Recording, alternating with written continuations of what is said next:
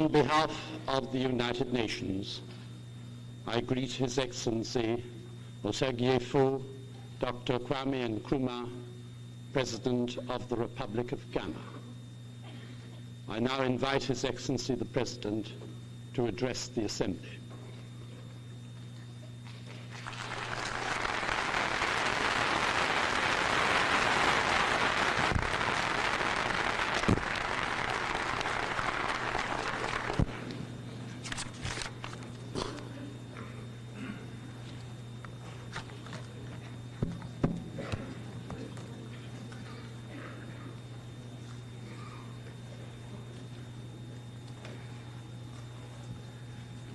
Mr. President, distinguished delegates,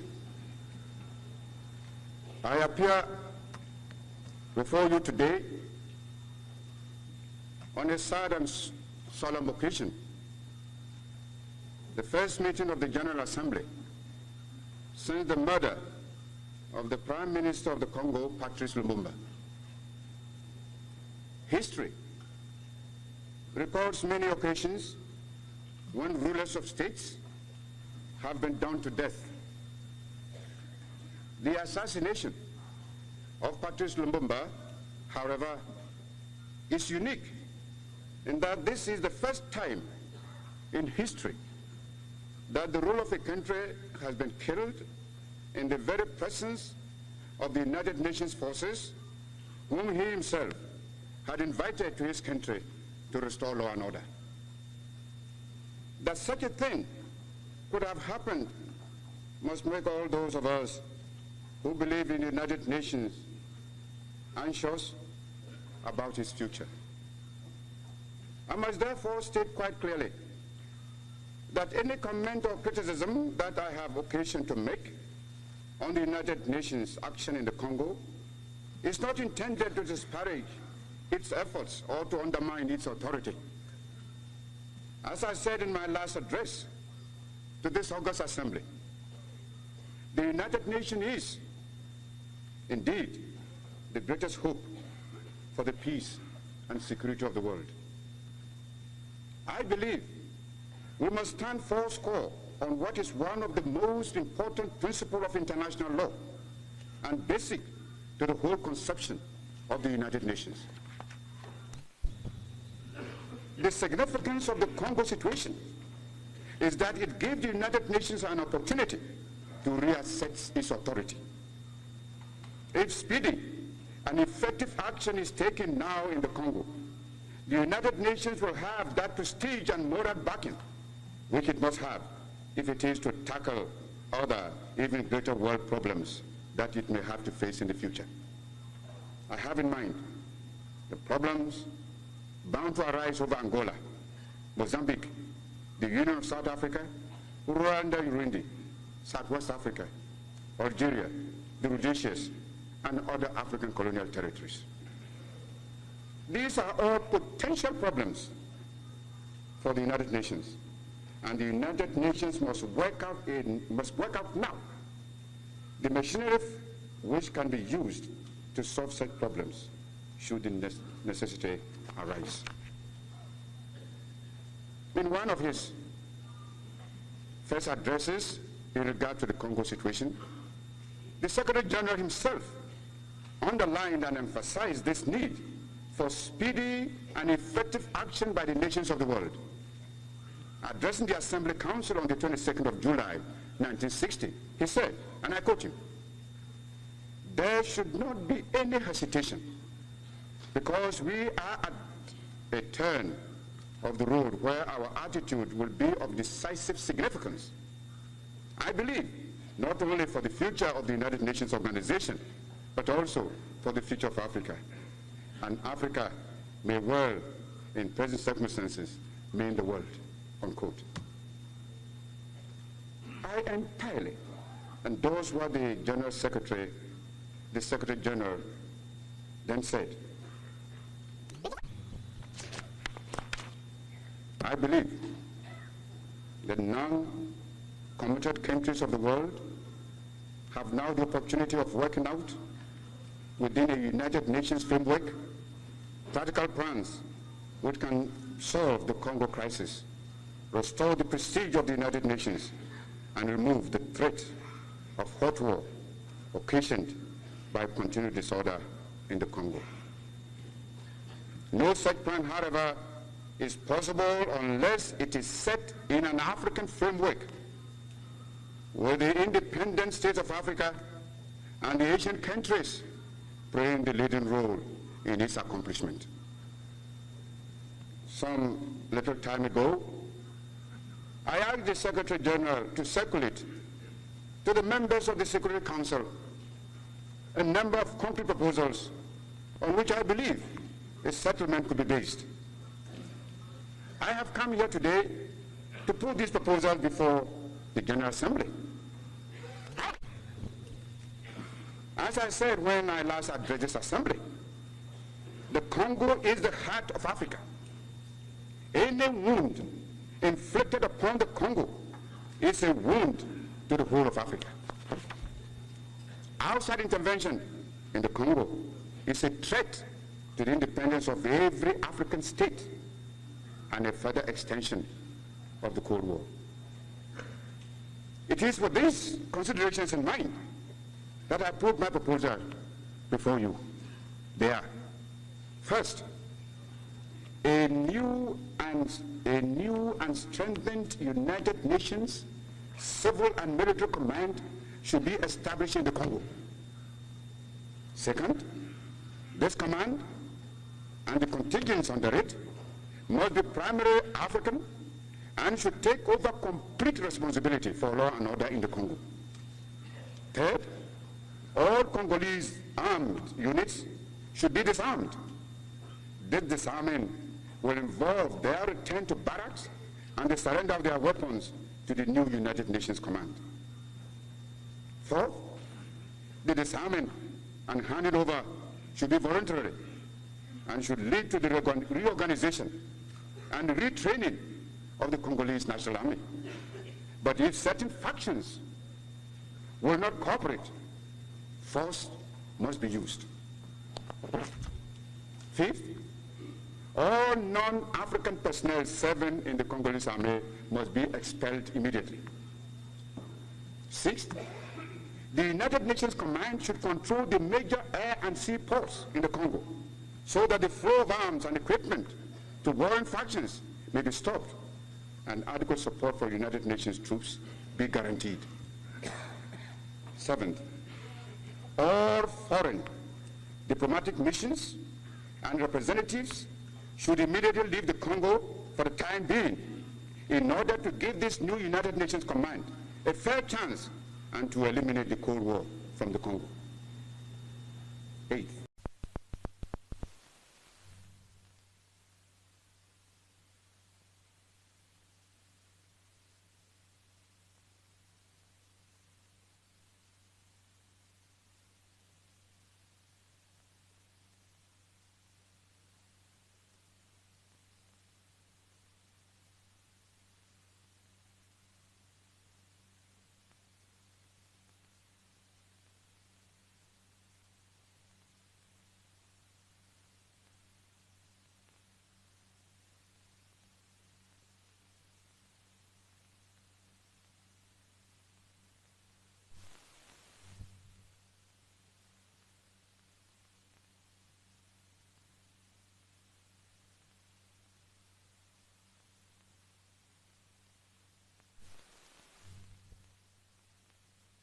the civil and the military spheres. Security Council. The resolution of the 14th July, which was adopted by the Security Council, was drafted by the affiliation nations, and its precise wording was decided upon in the light of the experience which former colonial territories have of such military forces as the Force Publique in the Congo. I do not say that this army does not contain many devoted, brave, and honest soldiers, but in a sense, it was a force raised and organized for the purpose of colonial oppression. The Force Publique was founded some 70 years ago by King Leopold II of the Belgians in his capacity as personal ruler of the Congo. And its object was to enforce what was known as King Leopold system. This system, which was described by the United Nations United Kingdom Foreign Secretary of the day, Lord Lisdon, as bondage under the most barbarous and inhuman conditions, and maintained for mercenary motives of the most selfish character. These were his words. This army of King Leopold was allowed to live on the land in return for assisting him to enforce such tyranny. Let me put the issue clearly. Up until now, in effect, the United Nations has supported the mutinous forces public against the democratically elected government of the Congo. The policy which I'm putting forward, or I'm putting to you now, is that no government can exist on such support. The force public was a colonial army, trained in brutality and inhumanity, and with a long and consistent history as the subservient tool of the Belgian colonial oppressor. Such a force, in the view of the government of Ghana, can never be the basis upon which to build a government. The government of Ghana has from the very first considered that it was essential that the force public should be disarmed, and that only thus could the United Nations fulfill the resolution of the Security Council of the 14th July 1960. This stand is also that of the Casablanca powers. The resolution which I have already quoted to you provided that the Secretary General should take all necessary steps to provide the government of the Congo with such military assistance as might be necessary until the national security forces of the Congo were able to meet fully their tasks. The only way, in the view of the government of Ghana, that this resolution could be implemented was by disbanding the force public as then organized, and by regrouping it and retraining it with the United Nations assistance. That's what I wrote to Patrice Lumumba when he was alive. The Ghana proposal is that all these forces should be disarmed irrespective of whom they are serving. Mr. President and distinguished delegates, it is impossible for a country like the Congo to be ruled by a military organization steeped in a colonialist tradition of brutality and organized for the purpose of suppressing popular liberties in an inhuman fashion. Distinguished delegates, we recall that the first of the specific proposals that I made was that a new United Nations command should be established in the Congo, and that this command should be primarily African and should take over complete responsibility for law and order under the directions of the Security Council. One of the most important reasons for suggesting such a command is that the most urgent task is the disarming of the force public, and this is much more likely to be achieved by agreement and peaceably if the national contingents enforcing the disarming are African. However, there are, however, deeper and more important reasons for this command should be primarily African. Mr. President, as I stated a few minutes ago, we must not seek compromises between East and West in this Congo crisis. What is at stake now is African unity, peace and security, and not the ambitions and interests or rights or legalities of great powers. Do not, distinguished delegates, let us repeat in the 20th century the errors and foibles of the 19th century. Yet, unless at this juncture the United Nations act in full consultation with the African states and in accordance with the needs of Africa, the same result will flow from the United Nations intervention in the Congo as flowed from the intervention by the great powers in African affairs at the Berlin Conference. In the same way as Africa was broken up into colonies by the great powers in their own interest, so today the Congo is in danger of being fragmented into small states. The clients of one or other of the great powers,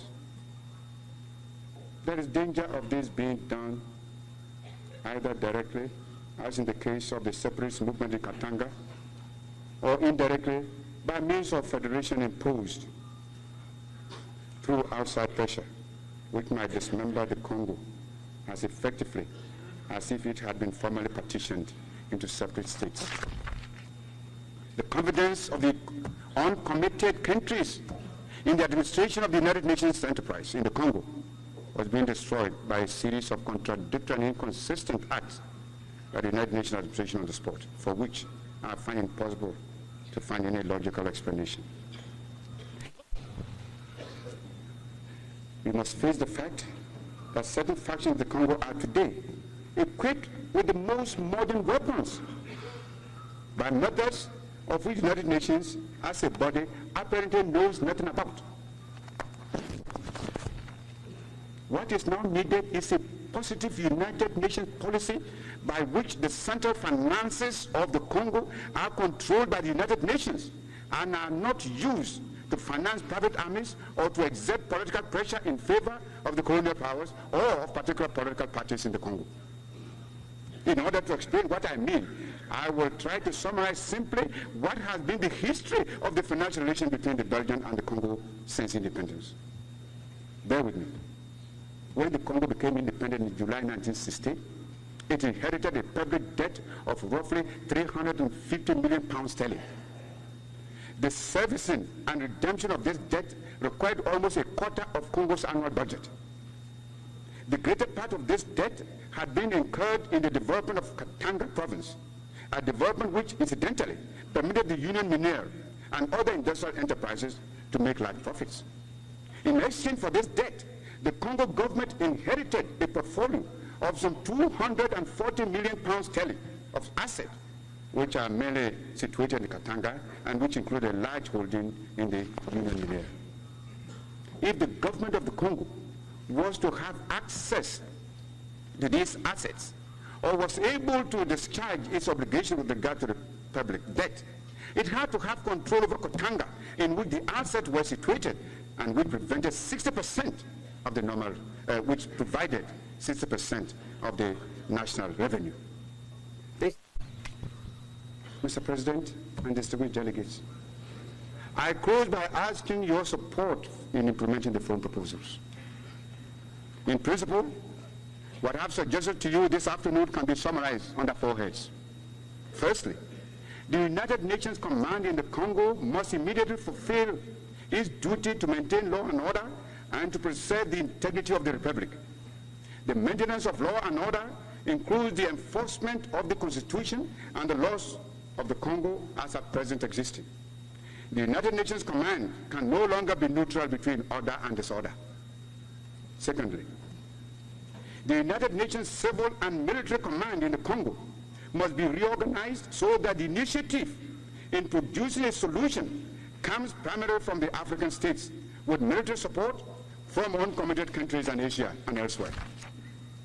Thirdly, all initiative and aid from powers outside Africa, and particularly from those countries which are allied in pacts against one another, must cease. The flow